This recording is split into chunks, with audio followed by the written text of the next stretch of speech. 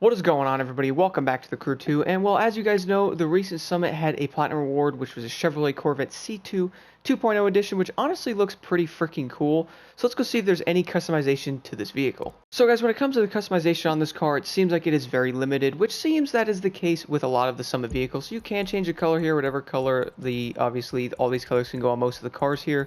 So you can if you want to change it, but personally I really do like how it looks, and then whatever liveries you guys feel like putting on there that someone might have made, you can throw on the vehicle if you would like. Personally, I'm going to leave it as is though, because I think it looks freaking awesome in this color. I really do like the look of this car. And then you can't do anything visually to it, which normally the Summit cars and stuff like that, you can't really change much on them because they're normally upgraded already. But luckily the car already looks dope, so there's not really much that needs to be done to it. And then vanity items, obviously whatever you guys have, you can throw on there. Let's go drive this thing a little bit and see what the top speed on this is. So guys, arriving outside with the Corvette here, well, honestly, like I said, first glance, this car is really freaking dope looking. Like, I actually really like it. So let's take a look at the interior as well. Looks like the interior looks pretty nice as well. Let's go see how the driving is on it. Let's see what the acceleration is. So no Nitro Chemist used yet. I'm going to use it right now, though. So I have the car in automatic as well, because sometimes these speed transmissions are kind of weird on here. Let's see how this thing does with speed. So it uses some Chemist there. This car seemed pretty decently quick when I was using it on that race last summit too, so I'm interested to see what it can actually get to. Oh, so it does have a 5-speed, okay, so it wasn't a... Okay. 200, wow, I'm actually pretty impressed, honestly, so far.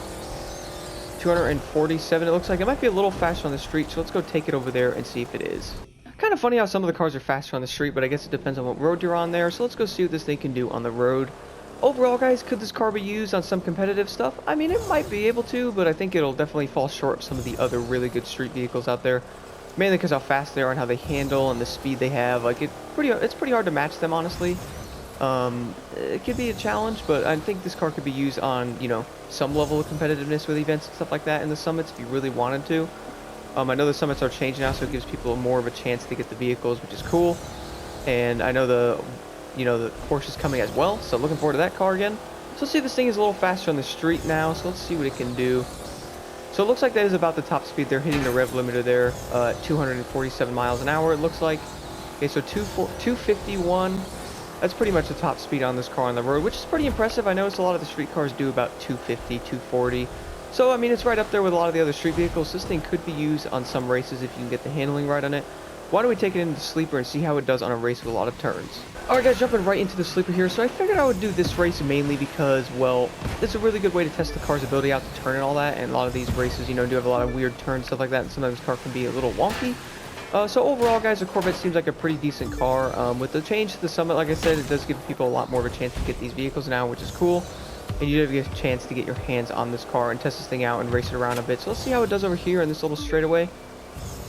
Honestly, guys, so far the car actually seems pretty dang fast. I was kind of thinking this thing was going to be a little slower driving at the Summit. I know it was kind of low leveled when you had to use it in that race, but honestly, it's not that bad. And this build on it seems to be shining pretty well with this thing's handling.